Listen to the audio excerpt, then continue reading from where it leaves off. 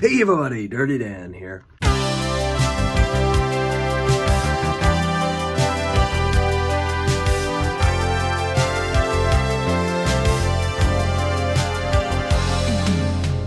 So today, we got a classic restoration for everybody. Sorry I haven't been able to make many videos lately. I've been kind of busy with a lot of other things, but feeling a little bit under the weather today. And I figure what better way to help my, possibly COVID, I don't know yet, but I'm kind of having all the symptoms and I really don't feel good. And, you know, when I woke up this morning, I really didn't even feel like doing anything, but, you know, I figured maybe making a video would make me feel better. I'm sure everybody here would enjoy it. I do have a bit of a life outside of YouTube, and I'm sorry I haven't been able to make videos. It's been also a bit of a trouble with this editor. You know, I'm starting to regret my choice. I spent a lot of money on this real expensive editor that I have to pay $20 a month for. And if I can't actually get out of that a deal with the editor without paying like $100 fee. So I have to go with the plan for like another year before I can quit it. So that's kind of annoying. Bad choice there. I did find another editor that I really like, and that's what I'm gonna have on my mind while I get used to this editor. And maybe I will change my mind. Maybe I'll find it beneficial. I thought I would really need it for making high quality videos, but you can really do away with what you have. You know, so anyways, we got this beautiful Tyco C630 here, and this one even has all the handrails. It is one of the transition air power torques from the early brown box period, the very first power torques that came out. These things are very sought after because they're just beautiful. This one has a little bit of paint missing on the front and the back pilot there. I may try to correct that, but for now we're going to leave it as is, because, you know, I don't really have it in me to be painting this thing, and I don't kind of want to screw it up right now. So that's enough jibber jabber. Let's get into the video.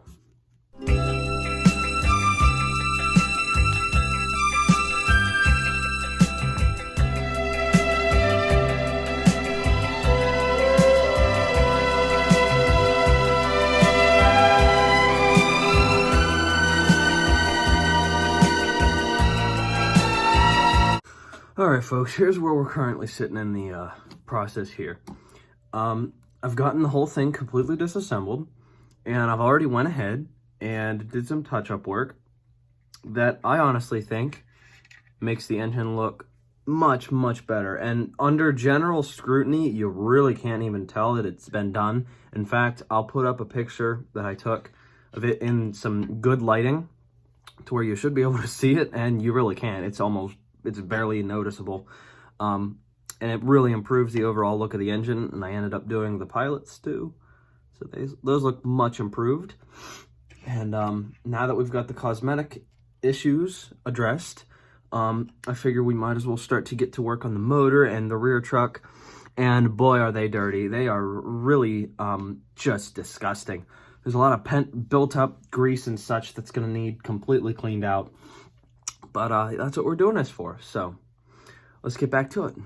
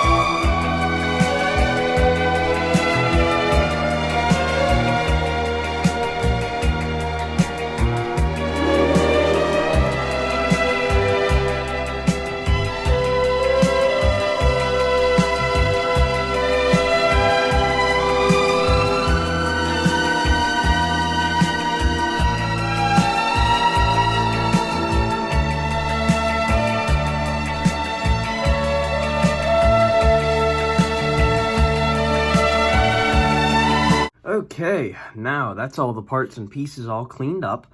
It's a long and tedious process, but it's worth it in the end because, well, you'll know that everything is perfectly clean on the inside. I already got the commutator. I have to polish and clean all of the wheels, make sure the journals for the wheels are nice and clean, so we got good electrical pickup. The gears turned out very nice. They were quite coated with grease and such. It's an interesting thing because this is actually something not a lot of people know, is this is what's considered a transition era power torque. They are the ones that have these exact style of brush plates. They have these very, very poorly designed couplers. And it's, you know, there is a reason I slander them like that. It's because almost every single one that I have that has these couplers has them broken off, and it's near a miracle to find one that has intact couplers. And they will have a specific, you know, sort of truck type. And eventually I would like to make a video explaining all the variations of the power torques and generations of Tyco motors throughout the years, and I probably will get to it at some point, but right now I'm completely swamped with projects. But that's besides the point. So we're looking pretty good. The shell, all the paint is nice and ready to go. I'm gonna have to reinstall the handrails, the horn, the weight will go back in. It looks like these, I haven't seen these truck covers like in detail before. Tyco actually put more detail than I thought they did on them. So, cool stuff. And, well, let's get to reassembling.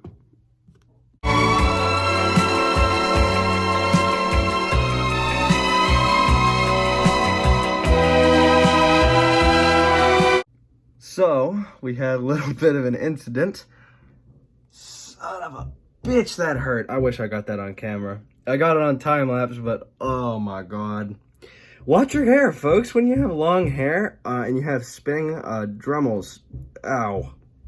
Just, god damn, that hurt. Oh, fuck.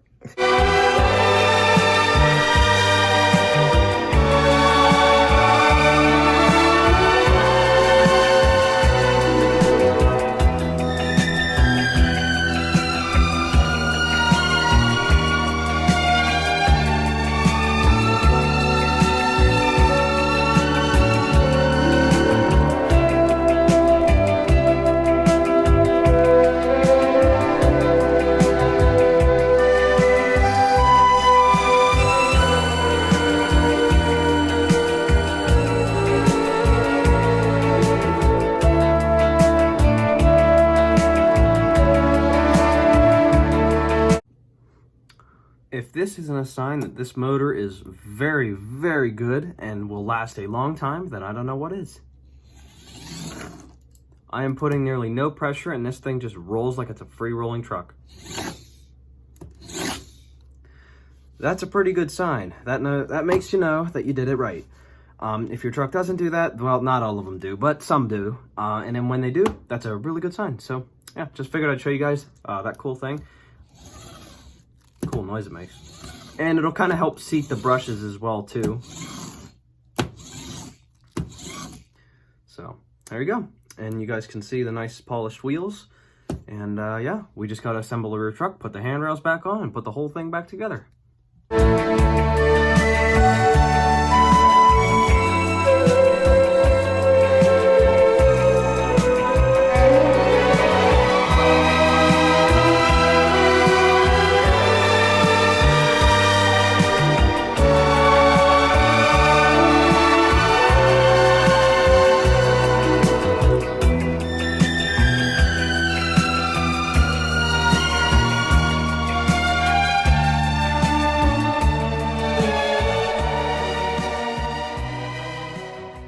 And that is going to be a wrap on the restoration section of this video.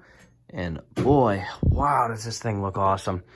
You can see with all the paint correction, it looks a lot better. And honestly, you still can't even tell a lot of it was touched up. I still have a little bit more work to do, but for the remaining chipping paint, like you see that kind of spot there, I mean, the shell color kind of blends in almost, so you really don't even see it. And I don't want to touch it up to the point where it's like not even original anymore, but I'm at a point where I think the amount of touch-up that's been done is pretty good. So let's give it a test. And there it goes. Got a little bit of a wobble. It's a lot less noticeable on camera though. This thing's nice and quiet.